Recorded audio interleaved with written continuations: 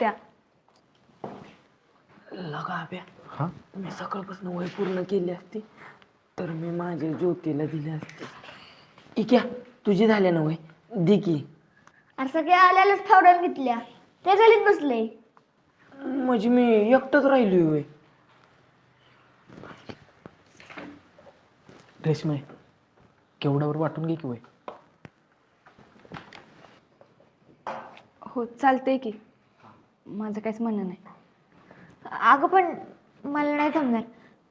तुझं झालं की दे. अगं असं दोघींना एकत्रच बघून लिहायचं म्हणल्यावर तुझं बी नीट होणार नाही आणि माझं बी.